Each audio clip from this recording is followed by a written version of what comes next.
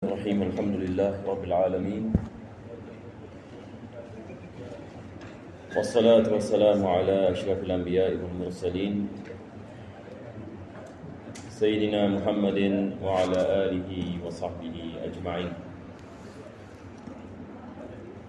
Alhamdulillah, para jemaah dirahmati Allah Subhanahu wa taala. Kita memulakan pengajian kita pada malam bahagia ini dengan kita memanjatkan kesyukuran kita kepada Allah Subhanahu wa taala dapat kita berkumpul dan meneruskan pengajian, dan kita berdoa agar Allah menjadikan pengajian ini sebab pengampunan bagi segala dosa yang telah kita amalkan zahir dan batin. Juga kita berdoa agar Allah menjadikan pengajian ini sebab kabul bagi segala doa, dan Allah menyelamatkan kita daripada segala bala, daripada segala bencana, musibah dan azab di dunia dan akhirat. Kita berdoa agar Allah selamatkan kita dan menghidupkan hati-hati kita dengan iman dan taqwa, dan menjadikan kita di antara hamba-hambanya yang salihin, di antara mereka yang mendengar dan mengamalkan dan menyampaikan kepada yang lain, dan jadikan hidayah bagi manusia yang lain, agar Allah memanfaatkan ilmu yang kita mempelajari dan memberikan kepada kita taufik dan hidayah, dapat kita menjalankan usaha dakwah yang mana dengannya kita mendapatkan ganjaran yang besar di sisi Allah Subhanahu wa taala, dan kita mendapatkan keridaan-Nya. Kita berdoa agar Allah matikan kita dengan husnul khatimah dan membangkitkan kita bersama Nabi kita sallallahu alaihi wasallam. Amin ya rabbal alamin. Jadi insya-Allah taala kita akan masuk kepada kitab Dakwah Utama, yang mana kita sedang membicarakan tentang kepentingan bagi berlaku baik kepada kedua ibu bapa dan mentaati mereka. Mudah-mudahan Allah memberikan kepada kita taufik. Nah.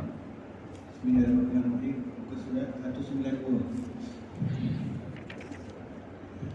Berbakti kepada kedua ibu bapa termasuk taat yang mulia. Ketahuilah bahawasanya hak kedua ibu bapa itu terkira hak yang terbesar sekali, dan berbakti kepada keduanya merupakan sepenting-penting amalan, sedekat-dekat pengorbanan, dan seutama-utama ketaatan terhadap Allah. Maka ini adalah perkara yang penting. Al-Imam Al-Haddad dia merumuskan dalam beberapa ayat yang kita lihat di sini tentang kepentingan berbakti kepada ibu bapa, dan ia adalah satu ibadah yang mendekatkan diri kepada Allah. Ibadah yang mana dengannya manusia dapat mendekatkan diri kepada Allah Subhanahu wa taala. Maka Islam adalah agama yang indah. Islam mengajarkan kepada kita apa saja kebaikan yang kita melakukan terhadap kedua ibu bapa itu adalah ibadah yang mana dengannya kita mendapatkan ganjaran bukan sahaja di dunia, tetapi kita akan mendapatkan ganjaran di akhirat, dan dengan sebabnya kita mendapatkan keridaan Allah Subhanahu wa taala dan syurga dan sebagainya. Jadi agama Islam ini adalah agama yang indah. Tidak ada agama seperti agama Islam. Walaupun kita hanya membicarakan tentang bab mentaati kedua ibu bapa, tidak ada agama seperti agama Islam. Yang mana ini yang diajarkan oleh Islam, yang mana kita mendapati ini orang Islam yang apabila mereka memahami akan kepentingan ini, maka kita akan lihat perkara yang luar biasa ini berlaku. Kita lihat ini bagaimana orang berbakti kepada kedua ibu bapa mereka walaupun dalam keadaan susah, walaupun ini dalam keadaan yang memerlukan. Tapi disebabkan mereka faham ini adalah ibadah, ini adalah jalan menuju kepada Allah, mereka sanggup ini berkorban untuk berbakti kepada kedua ibu bapa. Tetapi bagi orang yang tidak beriman, mereka tidak lihat ini akan kelebihan ini, sebab mereka lihat berbakti kepada ibu bapa hanya di dunia sahaja. Tak seperti ini orang Islam. Kita apabila kita membicarakan tentang berbakti kepada ibu bapa, kita membicarakan tentang maksud hidup kita. Ini adalah jalan menuju kepada Allah. Kita beriman kepada akhirat, dan kita beriman bahawasanya di dalam perbuatan ini Allah meletakkan keridaan-Nya. Jadi berbeza dengan orang yang tidak beriman. Dia tidak lihat ini akan kepentingan ini. Itu sebab kita lihat ketenangan, tekanan bagi melaksanakan bakti kepada ibu bapa dalam Islam lebih besar daripada agama-agama yang lain, apalagi mereka yang tidak ada agama. Di dalam ini zaman yang mana kita lihat ramai ini orang yang mendahakai ini kedua ibu bapa mereka. Ini adalah zaman yang kita tinggal, yang disebut oleh Nabi SAW daripada tanda ini hari kiamat akan berlaku banyak uquq, iaitu mendahaka ini kepada kedua ibu bapa. Tetapi kita umat Islam, apabila kita kembali kepada ajaran Islam dan kita mengamalkannya, maka kita akan menyelamatkan diri kita daripada musibah ini. Mudah-mudahan Allah Subhanahu Wa Taala sentiasa menjaga kita daripada terjerumus di dalam maksiat ini yang membinasakan.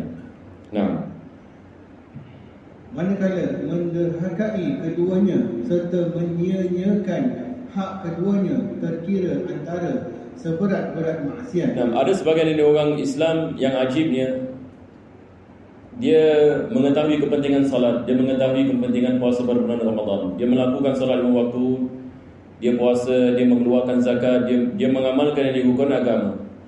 Tetapi dia tidak dapat lihat kepentingan berbakti kepada ibu bapa. Dia tidak taat kepada ibu bapa, sentiasa menyakiti kedua ibu bapanya. Tetapi kita lihat pada zahirnya dia melakukan salat, dia melakukan sebahagian daripada amalan-amalan Islam. Ini menunjukkan dia tidak memahami agama. Ini menunjukkan dia tidak memahami akan kepentingan keadaannya sebagai seorang anak untuk berbakti kepada kedua ibu bapa. Ini dia tidak memahami akan perkara ini. Walaupun pada zahirnya kita lihat dia melakukan salat dan dia mengeluarkan zakat. Sebab kalau seorang Muslim mengetahui tentang kepentingan ini, maka dia dapat mengetahui bagaimana dia nak mengamalkan dalam keadaan yang Allah meletakkannya di dalamnya. Nah, sebesar-besar dosa besar dan seburuk-buruk perkara yang haram. Hatta kalau kita melakukan ketaatan kepada Allah Subhanahu Wa Taala, tetapi seseorang menzalimi na'udzubillah ibu bapanya, maka ditakuti amalannya semua dia tidak terima. Amalannya semua tidak terima disebabkan dosa yang besar. Satu orang kalau melakukan dosa yang besar dan dia tidak bertaubat kepadanya, maka ditakuti amalan yang baiknya tidak diterima oleh Allah Subhanahu Wa Taala. Jadi bagaimana seseorang nak menyampaikan kepada Allah Subhanahu Wa Taala kalau dia berada dalam keadaan sedemikian? Ini soalannya. Jadi itu sebab kita nak kena faham perkara ini dengan baik, supaya kita tidak terjebak dalam perkara ini yang akan menyebabkan kita tidak dapat mendekatkan diri kepada Allah Subhanahu Wa Taala. Dan lebih buruk daripada itu, seseorang itu mungkin dia menyangka dia dekat kepada Allah, sedangkan dia jauh daripada Allah Subhanahu Wa Taala disebabkan dengan amalannya yang menyebabkan dia jauh daripada Allah. Daripadanya adalah mendahakai kepada kedua ibu bapa. Jadi di sini Al-Imam Al-Haddad menekankan perkara ini. Ini adalah daripada dosa yang besar. Beliau mengatakan, penulis ini mengatakan maksiat ini yang mana membinasakan seseorang, yang dosa ini yang dosa yang besar. Ayo. Oleh itu, hendaklah anda, moga-moga Allah merahmatimu, mengenal pasti hak-hak kedua ibu bapamu, menjalankan tugasmu terhadap keduanya dengan baik. Ini adalah perkara yang sangat penting sekali. Kita nak kena faham, Allah menguji kita dengan ibu bapa kita. Allah menguji kita dengan ibu bapa kita. Jadi maksudnya, seperti mana Allah menguji kita dengan kewujudan kita, Allah juga menguji kita dengan kekayaan kita, ataupun kemiskinan kita, ataupun anak-anak kita, ataupun ibu bapa kita, ataupun pekerjaan kita, ataupun perniagaan kita. Jadi maksudnya, apa sahaja keadaan yang mana kita berada di dalamnya, Allah Subhanahu Wa Taala sedang menguji kita di dalam keadaan yang kita berada di dalamnya. Jadi kalau sekiranya seseorang itu ada ibu bapa, maka dia nak kena faham yang Allah sedang mengujinya dengan kedua ibu bapanya. Allah sedang menguji. Maka kejayaannya adalah apabila dia melepaskan dirinya daripada ujian. Maksudnya dia, apa kita mengatakan, bukan melepaskan daripada ujian, tetapi dia berjaya dalam ujian. Orang yang berjaya adalah dia berjaya dalam ujian yang mana Allah meletakkannya di dalamnya. Dan tiap-tiap daripada kita menghadapi ujian yang berbeza. Ada daripada kita ibu bapa masih hidup lagi, ada daripada kita tidak ada ibu bapa. Betul ke tidak? Ada daripada kita ibu bapa sudah tidak ada. Ada daripada kita ibu bapa masih hidup. Jadi apa maksudnya? Maksudnya Allah sedang menguji kita dengan ibu bapa kita yang masih hidup. Bagi orang yang sudah tidak ada ibu bapa, ujian dengan ujian yang lain pula. Ujian pula dengan anak-anak pula sekarang. Yani Allah menguji manusia dengan anak-anak. Yani sama ada manusia memberikan tarbiyah kepada anak-anaknya ataupun tidak. Sama ada seseorang Muslim itu memerintahkan anak-anaknya salat atau tidak memerintah anak-anaknya salat. Ataupun dia memberikan rezeki yang halal atau tidak memberikan rezeki yang halal. Memberikan nafkah ataupun tidak memberikan nafkah. Ada orang yang tidak ada anak tetapi diuji dengan isteri. Yani Allah mengujinya dengan istrinya. Maka ini juga adalah daripada ujian. Maka anak-anak kita ada ujian, ibu bapa kita adalah ujian, pekerjaan kita adalah ujian, perniagaan kita adalah ujian, diri kita adalah ujian, kewujudan kita adalah ujian daripada Allah. Segala-galanya yang bersangkut paut dengan kehidupan kita adalah ujian daripada Allah. Jadi kita nak kena faham keadaan mana Allah meletakkan kita di dalamnya dan tanggungjawab apa yang perlu kita melaksanakannya dan bagaimana kita nak melakukannya seperti mana yang diajarkan oleh Nabi Muhammad sallallahu alaihi wasallam. Sebab Nabi sallallahu alaihi wasallam mengajarkan kepada kita segala-galanya. Tidak ada perkara yang terlepas.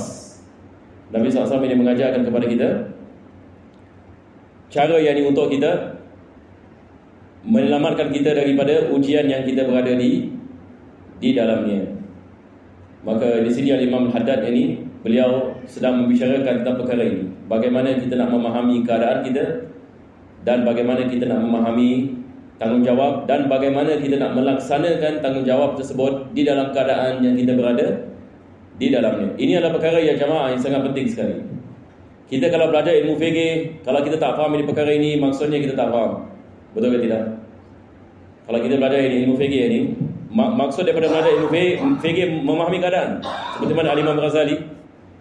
Al-Imam Ghazali mengatakan dalam kitab Ihya, kita dapat memahami kewajipan apabila kita memahami keadaan.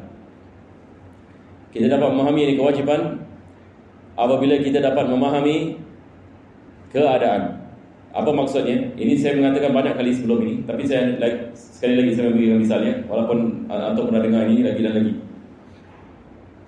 Misalnya ada begini, satu orang yang belum kahwin dengan satu orang yang dah kahwin, keadaan sama ke berbeza?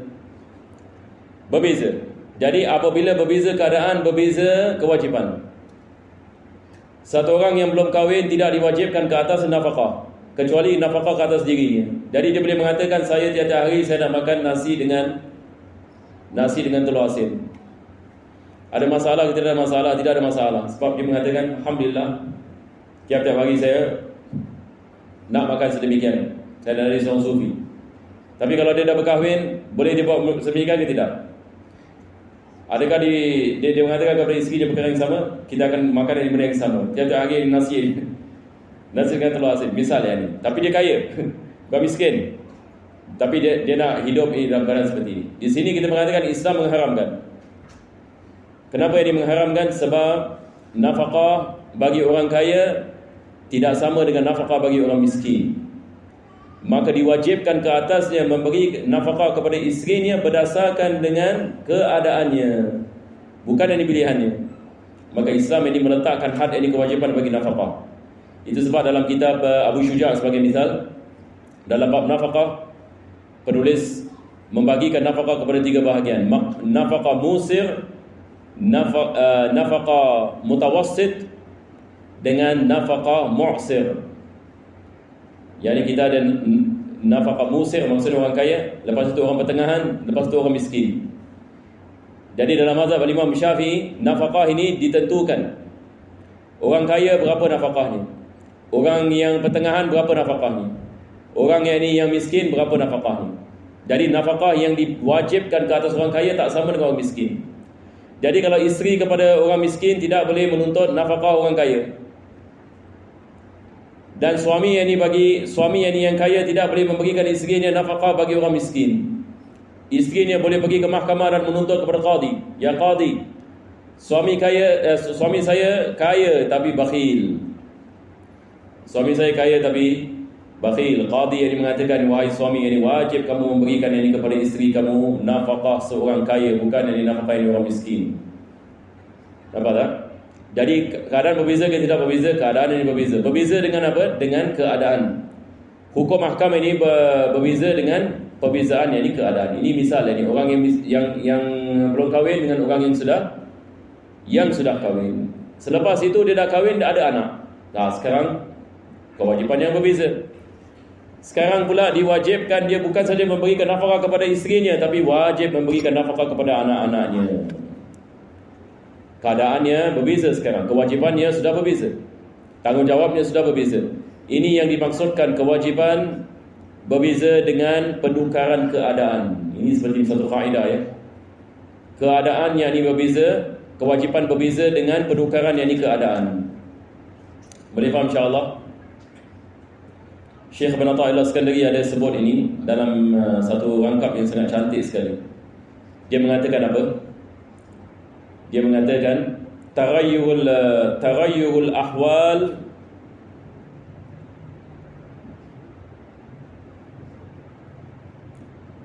taghayyurul ahkam bi taghayyuril ahwal. Maksud saya yang begitu. Ada salah satu daripada hikamnya. Taghayyuru ajnasul a'mal bi taghayyuri waridatil ahwal. Aywa, ini dia. Apa dia mengatakan? Taghayyuru ajnasil a'mal, yakni amalan dan kewajipan terhadap Allah Subhanahu wa taala berbeza ma'a taghayyurati waridatil ahwal. Dengan berlaku yakni perbezaan al-ahwal. Ahwal ini hal keadaan. Jadi seorang faqih adalah seorang yang memahami keadaan. Boleh insya-Allah kita baca lagi sikit. Awas, jangan sekali-kali anda menderhakainya dan lengah menunaikan hak-haknya. Itu sebab ulama kita mengatakan barang siapa yang masih ada ibu bapa yang masih hidup, lebih-lebih lagi apabila mereka sudah sampai tua, ini adalah bonus. Orang kalau faham ini perkara ini adalah bonus. Bonus apa maksudnya? Mereka mengatakan ini adalah bonus. Apa yang dimaksudkan dengan bonus? Ini bonus yang memudahkan mereka masuk syurga. Sebab ibu bapa kalau dia sudah sampai umur tua, ini adalah keadaan yang mana Allah memudahkan seseorang itu untuk mendapatkan pahala yang besar dan memudahkan dia masuk syurga. Dengan hanya buat apa? Dia berkhidmat kepada ibu bapa. Dia berkhidmat kepada ibu bapa, pahalanya sangat besar sekali dan Allah memberikan barakah kepada kehidupannya. Tetapi orang yang tak faham ini perkara ini, dia tidak memahami, dia menyangkakan ini beban. Kenapalah ibu bapa aku begini dan begini dan begini dan begini. Tapi kalau orang ini faham, dia mengatakan, ya Allah, ini adalah peluang. Jadi beza orang menganggap satu beban, satu perkara itu sebagai beban dengan satu sebagai peluang. Macam zaman sekarang ini orang mengatakan COVID ini dia adalah beban. Ada orang mengatakan, dia mengatakan COVID ini adalah beban kepada sebagian orang tapi peluang bagi sebagian orang yang lain. Ada sebagian orang yang ini dia disebabkan COVID dia dapat buat ini banyak duit sebagai misal. Ada sebagian orang yang ini COVID menyebabkan yang ini masalah ini besar. Maka ini kita lihat ini, hatta dalam keadaan seperti ini orang membicarakan. Sebab kadang-kadang satu keadaan itu adalah baik bagi kita tapi kita tidak mengetahui. Kita menyangkakan dia adalah musibah, tetapi padahal dia ada peluang. Betul ke tidak? Dia ada peluang mendekatkan diri kepada Allah Subhanahu wa taala. Ayo. Jagalah dirimu dalam mencari kerelaannya dan melazimkan ketaatan kepada keduanya serta cuba menimbulkan gembira ke dalam hatinya dengan apa cara sekalipun yang dapat anda lakukan. Mudah-mudahan Allah memudahkan kita, insya-Allah dapat kita berbakti kepada kedua ibu bapa kita. Dan bagi kita yang ibu bapa sudah tidak ada lagi, daripada cara berbakti kepada ibu bapa adalah mendoakan mereka, mendoakan ibu bapa dan menziarahi mereka dan melakukan sedekah atas nama mereka, walaupun ini dengan membaca ini Fatihah. Maka ini adalah daripada tanda kita berbakti kepada ibu bapa walaupun setelah mereka meninggal dunia. Maka ikatan kita kepada ibu bapa ini tidak terputus dengan kematian, tetapi dia yang berlangsung. Mudah-mudahan Allah memberikan kepada kita taufik dan hidayah, insya-Allah taala.